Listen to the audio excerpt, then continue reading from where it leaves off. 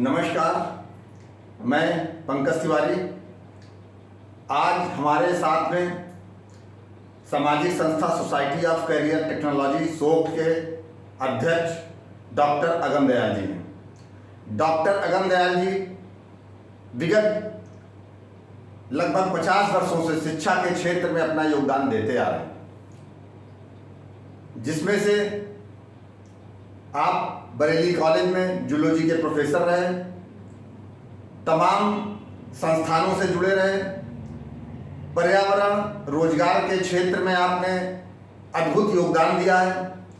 आज हमारे बीच में हैं और आज हम आपसे पर्यावरण के बारे में चर्चा करेंगे, क्योंकि जैसा कि हम सब जानते हैं कि आज की जो व्यवस्था संपूर्ण विश्व की बन रही है वो आने वाली पीढ़ी के लिए काफ़ी खतरनाक है। ग्लोबल वार्मिंग जो संपूर्ण मौसम की व्यवस्था को डिस्टर्ब कर रहा है, कहीं ज़्यादा गर्मी है तो कहीं तूफान है तो कहीं बाढ़ जैसी स्थितियाँ पैदा हो रही हैं। ऐसी स्थिति में क्या आने वाले समय पे ये पृथ्वी जीवन जीने लायक रहेगी या नहीं रहेगी, और अगर हमें इसको बचाना है तो इसके लिए हमें क्या करना है, ऐसी कई विषयों पर हम आज डॉक्टर अगम दयाल जी से बात करेंगे। आपका स्वागत है डॉक्टर साहब। नमस्कार, मैं डॉक्टर अगम दयाल।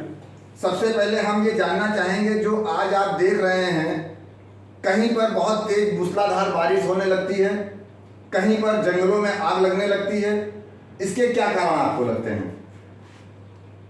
जैसा कि मैं समझता हूँ इसके 2-3 कारण हैं। पहली बात तो ये भी है, ग्लोबल वार्मिंग इसका कारण हो सकता है, क्योंकि पृथ्वी की सतह का तापक्रम बढ़ रहा है और इसके कारण ग्लेशियर्स की बर्फ ज़्यादा मात्रा में पिघलने लगी है, जिससे कि वायुमंडल का तापक्रम बढ़ रहा है। इसके अलावा कहीं ना कहीं हमें अपने महानगरों में शहरी नियोजन के बारे में भी सोचना पड़ेगा कि उसे फिर से नए सिरे से सोचना पड़ेगा। पहले जनसंख्या कम थी हमारे शहरों की, उस हिसाब से जो नालियाँ बनाई गई थी वो उस समय यथेष्ट थी, लेकिन अब जनसंख्या बढ़ने के साथ उन नालियों पे लोड ज़्यादा बढ़ गया है, तो उससे नए सिरे से उसका पुनर्निर्माण करना पड़ेगा। डॉक्टर साहब, आप चूँकि हमेशा सामाजिक कार्यों से जुड़े रहे, आपने बच्चों को शिक्षा दी करीब 50 वर्ष तक और पर्यावरण के बारे में भी बताया। ऐसी कंडीशंस में आप पिछला जो आपका अनुभव रहा 50 सालों में, आप क्या देखते हैं कि जो हमारी पीढ़ी है क्या वो पर्यावरण के प्रति जागरूक हुई है, या आपको लगता है कि जो उनको पर्यावरण के बारे में समझाया जा रहा है वो अभी भी इतना सीरियस इन सब बातों को लेकर नहीं है? धन्यवाद पंकज जी, बिल्कुल आपने सही सवाल पूछा है। आपको सुनकर आश्चर्य होगा, अभी कुछ साल पहले हिंदुस्तान में कक्षा 3 से लेकर के स्नातक स्तर तक पर्यावरण विज्ञान विषय को अनिवार्य रूप से शामिल किया गया था, लेकिन दुर्भाग्य यह है कि उसे कुछ शिक्षकों ने उतनी गंभीरता से नहीं लिया। कुछ विद्यालयों में तो पढ़ाया जाता था, कुछ विद्यालयों में उसके लिए शिक्षक ही नहीं थे, नहीं पढ़ाया जाता था। जो हमारे पारंपरिक विषय हैं, हिंदी, अंग्रेजी, गणित, इतिहास, भूगोल, विज्ञान, इसके लिए तो हम कंसर्न थे, चिंतित थे, लेकिन पर्यावरण कभी भी हमारे देश में हमारी शिक्षा में चिंता का विषय रहा ही नहीं। चूंकि प्रदूषण नियंत्रण बोर्ड बन गया, पर्यावरण निदेशालय बन गया, हम ये सोच लेते हैं कि ये उनकी जिम्मेवारी है, हम अपनी जिम्मेवारी महसूस ही नहीं करते हैं। आपको सुनकर दुख होगा पंकज जी कि 10-15 साल तक ये चला, लेकिन आज की तारीख में हिंदुस्तान में स्कूलों कॉलेजों में वो जो पर्यावरण विज्ञान विषय प्रारंभ हुआ था वो फिर से समाप्त कर दिया गया है। मुझे समझ में नहीं आ रहा है शिक्षा भी लोग कर क्या रहे हैं, मेरी समझ से परे है।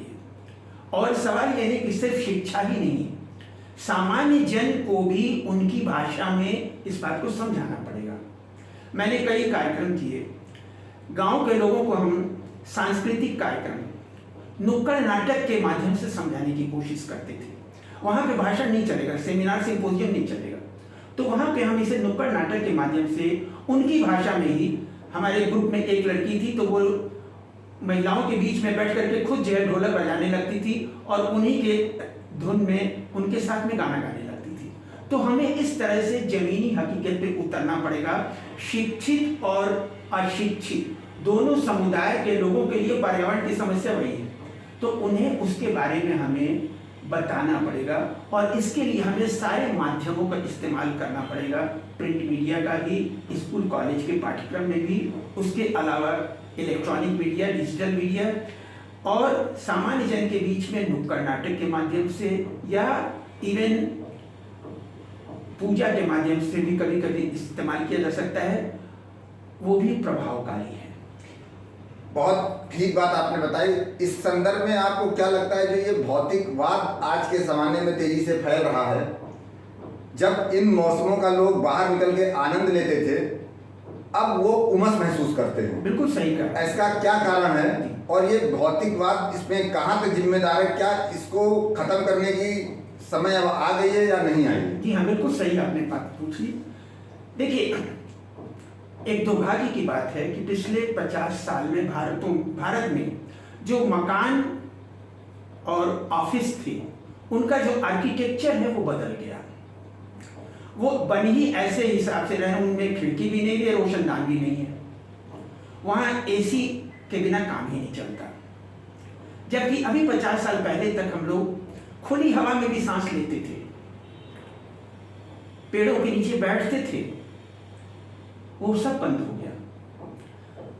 तो कहीं ना कहीं हमें मकानों का आर्किटेक्चर भी बदलना पड़ेगा, इस बात पे भी सोचना पड़ेगा कि क्रॉस वेंटिलेशन हो, हमारे घरों में हवा आए, प्राकृतिक हवा आए, तो शायद एयर कंडीशनर पे निर्भरता कम हो जाए। डेजर्ट कूलर फिर भी इको फ्रेंडली था, वो पर्यावरण को उतना नुकसान नहीं करता था। लेकिन आज सारी दुनिया में एयर कंडीशनर का इस्तेमाल बढ़ गया है। अब जो एयर कंडीशनर इस्तेमाल कर रहा है उसे आप ये तो नहीं कर सकते थे कि मत इस्तेमाल करो। जो कार इस्तेमाल कर रहा हो आप उसे नहीं कह सकते कि कार मत इस्तेमाल करिए, फिर करें क्या? तो हमें कोई एक नई टेक्नोलॉजी लानी पड़ेगी कि एयर कंडीशन, सारे कार, ट्रक, बस में क्या होता है, उसमें भी इंजन के पास हवा गर्म होती है, आगे कूलेंट होता है और वो हवा को ठंडा करता है। क्या हम ऐसी कोई डिवाइस बना सकते हैं? हम हिंदुस्तान के सारे इंजीनियर्स से इस सवाल को पूछना चाहेंगे, क्योंकि मेरा सब्जेक्ट ये नहीं है, मैं उनकी। तो ये जो एयर कंडीशनर से जो गर्म हवा निकलती है, उसके चारों तरफ कुछ खूब सारे हरे पौधे लगा दें, 10-20 घड़े में पानी रख दें, तो वो पानी इवापोरेट होगा, कुछ तो उससे गर्म हवा जो निकल रही है वो ठंडी होगी। अभी कहीं पाठ्यक्रम में नहीं है ये। मजे की बात है कि हिंदुस्तान में एक बड़ी अजीब सी बात है, रिसर्च सेंटर में रिसर्च होता है, लेकिन वो जानकारियां आने के बाद हमारे सामान्य जनजीवन में नहीं आती है। आने में 30 साल लग जाते हैं, स्कूलों कॉलेजों के पाठ्यक्रम में आने में 30 साल लग जाते हैं। जनरेटर अभी कुछ साल पहले तक समस्या बना हुआ था। जनरेटर से होने वाला वायु प्रदूषण भी वायुमंडल को दूषित करता है, लेकिन कहीं किसी विद्यालय के पाठ्यक्रम में जनरेटर भी वायु प्रदूषण करता है, ये कहीं पाठ्यक्रम में नहीं है। मैंने 7 बच्चों को पीएचडी कराया इसी जनरेटर से होने वाले वायु प्रदूषण के बारे में। 3 को रैट मॉडल पे, 3 को बर्ड मॉडल पे कराया और उससे कुछ जानकारियां मिली हमें। इसी तरह से आज एयर कंडीशनर भी ग्लोबल वार्मिंग के लिए जिम्मेवार है। हमें कुछ टेक्निक बदलनी पड़ेगी, कुछ इनोवेशन करना पड़ेगा कि जो एयर कंडीशनर से गर्म हवा निकल रही है उसको हम कुछ कम गर्म करके, कुछ ठंडा करके तब वायुमंडल में छोड़ें। यदि हम कार में, बस में, ट्रक में इंजन से निकलने वाली गर्म हवा को कूलेंट से ठंडा करके बाहर छोड़ सकते हैं, तो एयर कंडीशनर के चारों तरफ की खिड़की में कहीं कुछ ऐसा डिवाइस लाने के बारे में हमें सोचना पड़ेगा। बहुत बढ़िया। जैसा कि हम सभी जानते हैं कि आप एक शिक्षक रहे, 40-42 साल तक आपने विद्यार्थियों को पढ़ाया और देखने में आया है कि 12 साल आपको करीब लगभग रिटायर हुए हो गया है। ऐसे में लगभग 50 साल तक आपने अपनी पारिवारिक, सामाजिक और इस देश की जिम्मेदारी को समझते हुए पूरी एनर्जी के साथ अपना योगदान समाज के विकास में दिया है। आज जब यह जिम्मेदारी आने वाली युवा पीढ़ी की है, तब भी आप उसी ऊर्जा के साथ में लगे हुए हैं। इसके पीछे आपको कौन सी ऐसी शक्ति मिलती है कि आप युवाओं की शक्ति के साथ आज भी आने वाले 50 सालों के भविष्य को संजोए हुए समाज में अपना योगदान दे रहे हैं? पंकज जी, पहले हमारे हिंदुस्तान में लोग रिटायर होते थे तो रिटायर होने के बाद घर के बाहर चारपाई पे बैठ जाते थे, हुक्का गुड़गुड़ाया करते थे, गांव में भी शहरों में भी। और बहुत होता था तो चौराहे तक जा करके सब्जी ला देते थे। इसके अलावा उनकी कोई जिम्मेदारी नहीं थी। नाती पोते दिए हैं तो उनको थोड़ा गोद में लेकर के खिला देते थे। लेकिन ये जमाना बीत गया है। आप रिटायर हो गए तो इसका मतलब ये पेंशन तो आपको मिल रही है, आपकी जिम्मेवारी है समाज के प्रति। जब तक आप जिंदा हैं, जो समाज आपको एक समाज दे रहा है, आपके अकेलेपन को दूर कर रहा है, उस समाज के प्रति भी रिटायर्ड लोगों की जिम्मेवारी है। और मैं निवेदन करता हूं सभी रिटायर्ड लोगों से कि वो जिन क्षेत्र में भी कुछ भी कंट्रीब्यूट कर सकें, सोसाइटी को दे सकें, मार्गदर्शन करें। मैं रिटायरमेंट के बाद भी अभी भी अपने सब्जेक्ट जूलॉजी, पर्यावरण, कैरियर काउंसलिंग और इवन आजकल अध्यात्म के लेक्चर में रिकॉर्ड करता रहता हूँ, यूट्यूब पे डालता रहता हूँ, लिखता रहता हूँ, सामाजिक मीटिंग में जाता रहता हूँ। तो ये बिल्कुल सही बात आपने कही कि रिटायर्ड लोगों की भी जब तक उनके हाथ पैर चलें, हुक्का गुड़गुड़ाने से नहीं काम चलेगा। माफ़ करिएगा, ये जरा तीखी बात हमने कही, लेकिन सच्चाई है ये। आपको समाज को जब तक जितना कुछ दे सकते हैं आपको देना चाहिए।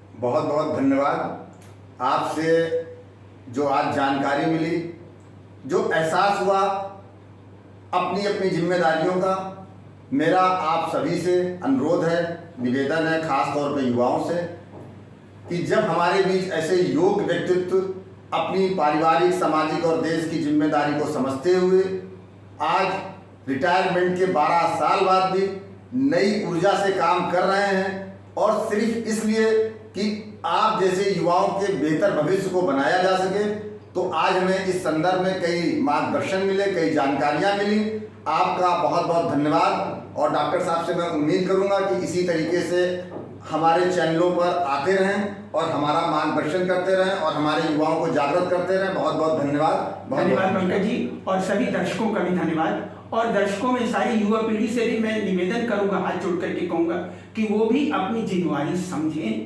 अपने बारे में, अपने परिवार के बारे में और अपने समाज के बारे में।